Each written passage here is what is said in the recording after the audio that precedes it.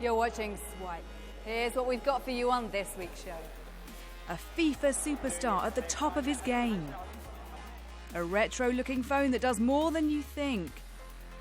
And things get dark in our games review. Welcome to Swipe. Now, if you're into gaming, you'll know all about the rise of eSports. Gamers competing in televised tournaments, hosted from studios like this one in Leicester for big cash prizes. It's thought by the end of this year, the global eSports market will be worth around £350 million. But will it ever be as popular as other traditional sports? Here's Chris. It was a clash between two giants of the German game, played on a virtual pitch. I have to get the lead though, because if I lose it's embarrassing for me. For me, it would end in defeat. But there was no shame in losing to someone who plays this video game for a living. Dave is the official FIFA player for German football side Wolfsburg. He represents the club at gaming tournaments and events. Go. I've been playing FIFA competitively now for about 6 years, and this is always something I've seen as a possibility. But I've had to wait this long for a club to get involved in the scene. You play a game that's so relatable to every football club around the world. It's just surprising that it's taken this long for it to happen. I think I was chosen purely because I've got some good history behind me. I'm still a good player, and I can network with people. And while FIFA gaming stars aren't earning the same sort of cash as Ronaldo or Messi, there's still chance to earn big at the highest level of competitive gaming. The Halo World Championship, held in California last month, saw the biggest ever prize pool for an eSports tournament. The winning team took home $1 million. The money in competitive gaming might still be catching up to many traditional sports, but there are other areas where the similarities already exist. The agency side is very similar to the football scene in the United Kingdom. If you look at somebody who's playing in Division 4, they probably don't have representation beyond perhaps a very curious and caring mother. Now, if you talk to somebody who's playing perhaps in the Premier, they're going to have that. The same is true. The best players are going to have representation. In the UK, it's hard to imagine eSports ever matching the Premier League in terms of popularity. But this new studio in Leicester hopes to boost the country's competitive gaming infrastructure. Esports in the UK lags behind. The global phenomenon is really the talent in terms of the actual gaming teams. We have had some really good teams emerge from the UK scene, but generally speaking it's down to the fact that they've not had the practice, the platform to practice. Esports is a rapidly growing global industry worth hundreds of millions of dollars. And in countries where it's most popular, like South Korea, players are already household names. So one day people like Dave could become the next breed of sporting celebrity. Chris Creegan, Sky News. Stay with us, still to come. I get a look at a phone said to be bridging the gap between generations. But first, here's a roundup of some of this week's other tech news. Who knew there was a techie way to drink wine? Well, this bottling and dispensing system called cuvée apparently stops oxygen from reaching your drink, while a screen tells you how many glasses are left. It doesn't work on any old bottle though, only their own. The project's launched on Indiegogo for US customers. Also on the crowdfunding site, a pet activity tracker that works out how much food and exercise your cat or dog needs to stay healthy.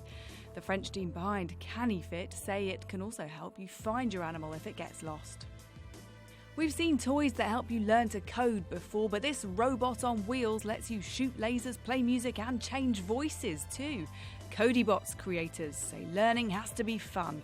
The project's crowdfunding on Kickstarter. And a new app's launched for people with food allergies or those on a special diet, whether you're paleo or pescatarian. Spoon Guru, endorsed by the charity Allergy UK, can scan barcodes, letting you check if products are safe, and lists recipes. Coming up in our games review, time is on your side. Now we're going to break away from here for just a moment and take you to London, where this week I met the inventor of fuss-free phones. It's a service for those who find smartphone technology a little bit uncomfortable. You see, we like to meet people here on Swipe with big ideas, and then we like to get industry experts to find out what they think. Fuss-free phones is a service that uses easy-to-use mobile phones, so it's got a big keypad, clear screen, and good sound. It looks just like an old phone to me. Well, it is a lot like an old phone, but phones used to be really easy to use, and they've got difficult and complicated Okay, so and what tapping makes and swiping. this one special? The important thing is that we use the button on the back. The customer presses the button. The call then goes through to our call centre in Southend. Call goes through. Are we making the call now? Yes, so I'm putting the call. So on my screen, I can see what they can see on the screen in Southend. Right. Good afternoon. Thank you for calling Fast Food Phones. You're speaking with Ellie. How are you today, Simon? Hello, Ellie. I'm very well, and you? I'm extremely well. The sun's shining. It looks as though it's nice and warm out. Can I speak to Gemma Morris, please? Gemma Morris. Absolutely. So if we look at what Please wait while your call is connected. Ellie can see on her screen, we can see your name, Gemma Morris. Just going to connect you to me now. Oh, here you are. Now, if my granny, we got her one of these, and if she didn't really use it, but she just liked having it, would she be penalised if she didn't use it within a certain time period? Like, would you terminate her contract if she didn't use it in 4 months? No, we'd never do that. We would never terminate a person's contract without speaking to them first. Now, as you know, Simon, here on Swipe, we like to get an industry expert's view on new products and services. And this week, we've got the view of Jonathan Tate from PricewaterhouseCoopers. And this is what he's had to say about fuss-free phones. I really like this idea. It uses existing, safe technology, and we're seeing an increasing demand for a mix of human interaction with technology offerings. There are, though, some important issues that I think need to be managed. Developing the right marketing channels is critical, particularly in the health and care sectors. The landscape is littered with great ideas that just never got in front of the right people.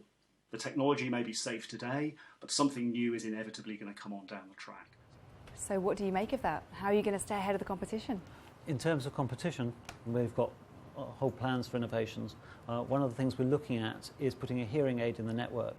So very unusually, we actually handle the calls for all our customers through our own computers, and we can give each customer a personalised sound profile to cope with their hearing. This is where the Shoutcasters sit. That basically means the commentators. And while he isn't a commentator, he is our games reviewer this week. Here's Adam Savage with his pick of new releases. Welcome to Drangleic, home to the stars of 1,000 children's nightmares. Dark Souls 3 is actually the fourth iteration in a series which began back in 2009 with Demon Souls, and it's gone from strength to strength ever since. Created by Hidetaka Miyazaki, developer of the hugely popular 2015 Bloodborne, the story revolves around the unkindled ash and restoring the Guardians of the Flame to their rightful thrones. We all know the Dark Souls games are about the combat, and this time around the movement's a lot more fluid and the overall design's a lot more vivid, and it could be the most enchanting to date. I think the Dark Souls series gave birth to the term Rage Quit, as its relentless difficulty can be incredibly challenging. But if you're someone who enjoys that, make sure to bubble wrap your television and most of your mum's furniture. Quantum Break may sound like an 80s TV show about time-travelling surfers, but in actual fact the game's about time-travelling students. Come to think of it, that's pretty much exactly the same thing. If you're a gamer who enjoys the odd superpower and games which rely on your choices to determine the story's outcome, then this game is definitely for you. Time isn't just something you'll be moving forward and back through anymore, as Quantum Break has actually managed to weaponize it. You can use it as a shield to level buildings, reverse bullets, and give Doc Brown a serious headache, all the toing and froing you'll be doing through the space-time continuum. With a stellar cast, Quantum Break does in fact intersperse a digital TV show as well. When you complete certain segments, you'll get to witness this and find out a bit more about the bad guys whilst you've been going about your business. It sounds like a smart idea. We'll find out whether or not time really is power when it hits shelves soon. The latest experience from Team Codemasters features 17 gloriously designed cars across 36 stages, and you can bet your bottom dollar that with all the available DLC coming our way very soon, there'll be a trunkload of exciting new add-ons. The gameplay feels really intuitive and it looks great as you race around mountainsides and forests, but for me, it's all about the drifting. You can almost feel the track dust getting caught up in your nostril hairs. Dirt Rally is a front-runner when it comes to racing simulations, and if you're a petrol head, this is just about as close as you're going to get to the real thing. Now, I don't know whose bones they are, but I feel like it's probably time we got out of the way here and left. Take a look at Sky News on mobile, iPad, catch up and Sky Q to stay up to date with all the latest tech stories throughout the week. I'll see you again next time. Bye-bye.